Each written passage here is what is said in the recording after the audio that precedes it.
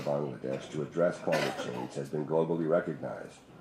For providing leadership in this regard, our Honorable Prime Minister Sheikh Hasina has been bestowed with the UN's Environmental Award, the Champion of the Earth, on 28 September 2015. How do you view existing Bangladesh-U.S. cooperation on these issues, and how these issues could be further strengthened and expanded?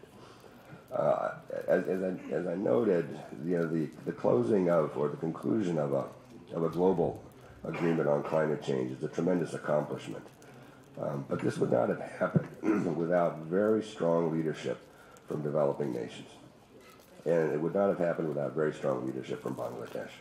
And we're very grateful for that, and we're very grateful for the role that your Prime Minister has played in this. The recognition she received from the United Nations was mirrored in recognition she received from one of our most prominent magazines on foreign affairs, a magazine called Foreign Policy, which recognized her as one of the prominent global thinkers on climate change. And it's very important for us as we engage on climate change issues to have a clear understanding of the challenges and vulnerabilities faced by countries like Bangladesh. And the kind of cooperation and collaboration that we have developed around the climate change dialogues and the kind of exchanges that we have held have enhanced our diplomacy and made it more relevant and meaningful and ultimately more successful. We still have a lot of work to do, obviously. The agreement itself has set a pretty tough benchmark of reducing temperature increase to less than 2 degrees over time. And we know that's going to be very hard, given the tremendous importance that fossil fuels still play in the global economy. But we are going to continue to work with our partners around the world, Bangladesh among them, to try to reduce our dependence on fossil fuels, move more towards alternative and renewable forms of energy, but also understand that at the end of the day, our purpose is to build sustainable economies that can create jobs and create economic prosperity for all of our citizens. How much time do I have? Okay.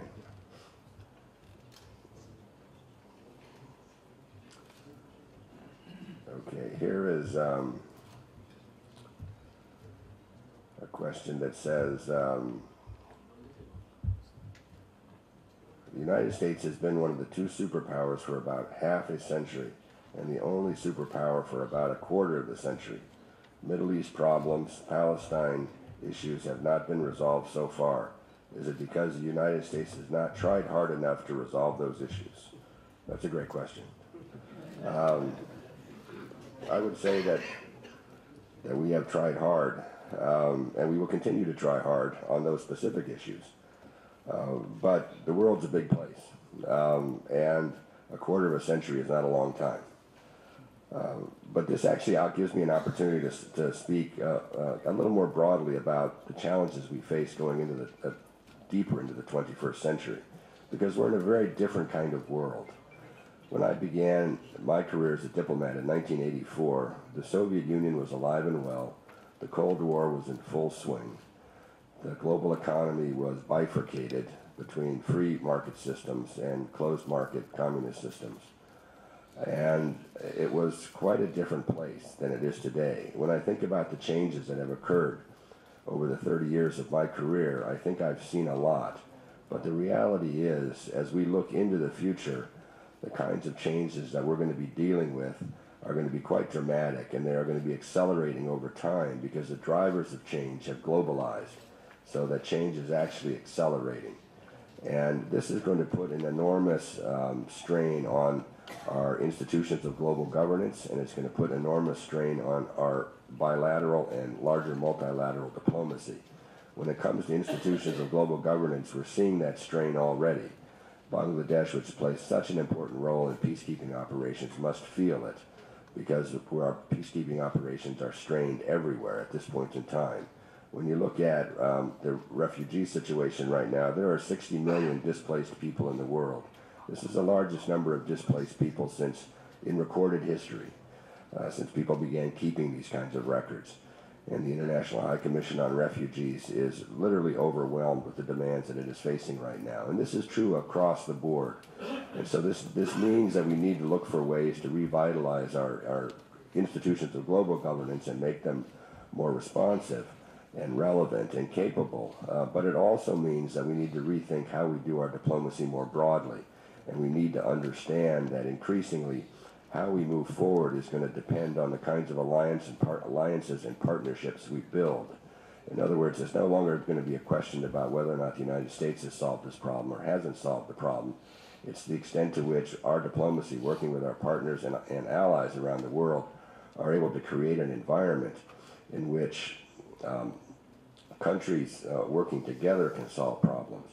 And I really think that in this regard, as we look, especially in the South Asian, especially into the Indo-Pacific region, the kind of relationship we have with Bangladesh is going to be a defining one. It's going to help us understand better how to operate in a successful fashion in this part of the world, but it's also going to allow us to have a partner with deep experience and reach, and one that can help us be successful in our larger diplomacy. Thank you, Undersecretary Shannon. Ladies and gentlemen, may I now request His Excellency Mr. Mohammad Shahidul Haq, Honorable Foreign Secretary, to make his few remarks. Honorable Foreign Secretary, please. Thank you very much, Chair BIISS, Undersecretary Shannon, Assistant Secretary Nisha, Deputy Assistant Secretary Anand, colleagues from Washington, Ambassador Bernicat, Ambassador Ziauddin sir, my senior colleagues present here, including Ambassador Farooq Subhan, Ashfaq sir, and others. It is indeed a pleasure to give brief reflection after Ambassador Shannon. I have two advantages. One is that there is no question and answer after I speak, so I can be almost fearless. Number two, that Ambassador Shannon has covered most of the issues that one should while trying to bring forth the relationship between Bangladesh and the United States. So I will try and be as brief as possible. First of all, thank you very much, Undersecretary Shannon, for very eloquently, analytically bringing out Bangladesh-United States relations and in a very focused manner in the global context. And I've noticed that in the question and answer session, you did also bring out the international politics. So that's where I wanted to focus. I wanted to add and make an attempt to put the relationship in a bigger global context.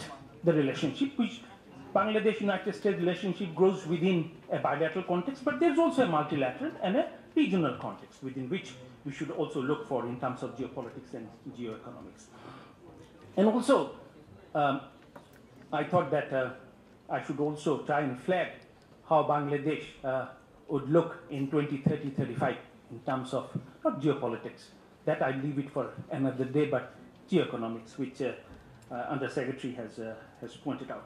Now, it was very striking to listen to him, and especially when he said Bangladesh matters. And he has given a very good rationale as to why Bangladesh matters for the United States, Bangladesh matters for the rest of the world. Now, I have my own way of looking at why Bangladesh matters to us and to the rest of the world. Bangladesh is a very stable country with a very sound political, economic, and cultural fundamentals. And we have a very solid and sound and a very wise visionary leadership of Prime Minister Sheikh Hasina, which Undersecretary had mentioned a number of times. Thank you very much for that. Bangladesh is also a pluralistic democracy. Diversity is our strength, and we should try and continue to further strengthen that strength. And that's where our inspiration comes from. Our inspiration comes from 1971 values, for which we fought. And that keeps us going despite domestic and international odds. Third, Bangladesh is a country where people are politically alert. Politically alert. There's also a very socio-culturally vibrant society and a very dynamic civil society. That's where Bangladesh matters. Bangladesh matters because the economic growth path is in a very stable direction. And I'll come back to this particular reason. So that's why Bangladesh matters to itself, to the people, and to the world, which also Undersecretary did mention. And I'll just to give you a feel as to how Bangladesh would look in 2030, 35, or 50. Geopolitically, there are a number of studies that foresees Bangladesh continue to play a major role in the global politics. I will not go there today. But let me just read one short para just to show how Bangladesh has been doing in terms of economy, because that's where often it matters. It's from the IMF October report. Quote, prudent macroeconomic policies and structural reforms have helped steer Bangladesh economy through a domestic and a global challenges in the last 3.5 years. Growth has been robust, inflation has been eased, foreign exchange reserves has risen to a comfortable position, and public debt has remained stable. So that's how we are looking at the present and future of Bangladesh. So Bangladesh matters. But the second part of my statement is, if it matters within a global context, and that's what I would like to bring forth. Undersecretary Shannon has, in his question and answer session, did bring out the changing geopolitics and geoeconomics of our region, and how the power, not only power as a concept, but power that relates to relation between entities and states are evolving. Now we also passing through an era which he has mentioned, radically changing, fast changing. I think it is much more than change. I think it's going through an unprecedented transformation. We are extremely happy today because yesterday, I think at the end sanity prevailed. All the states got together and signed a binding agreement. The first time that agreement suggests that we'll try and keep the global temperature to 1.5. We'll strive to reach 1.5. This is a huge recognition. Words like climate justice, words like balance financing, fair financing has been incorporated in the agreement. I was just reading part of it. I think we even could not agree that something like this will come out of Paris.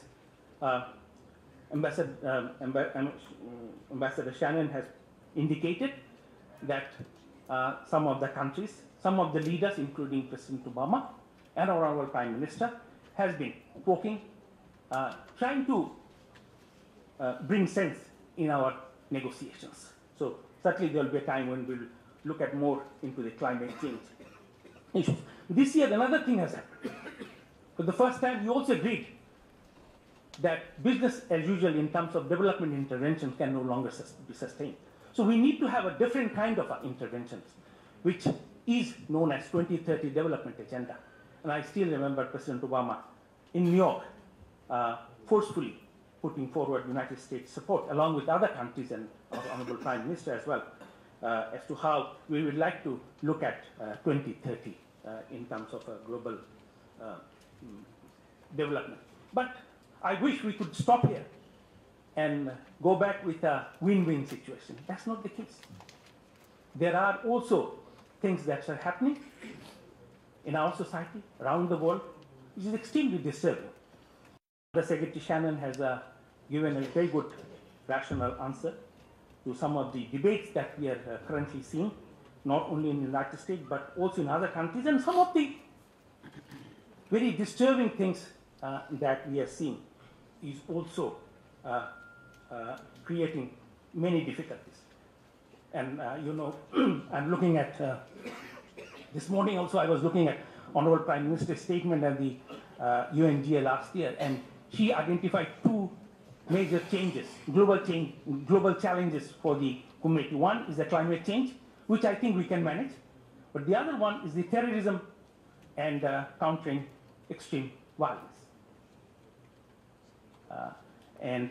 I think that's an area where our relationship is strong, United States and Bangladesh, and it will continue to strong. I know there's a time constraint, so I'll try and cut short my intervention. There's another area where I think there's a huge scope for collaboration, which is also reshaping the global politics, which is human migration. Currently, we are hosting 500,000 Myanmar nationals in Bangladesh. So we are an origin country. We are a destination country. We are also a transit country in terms of human mobility and migration. It hurts us. It helps us. That's where we should also be seeing, and future relationship between states will also be defined not only by the technological revolution, but also by the interaction between people.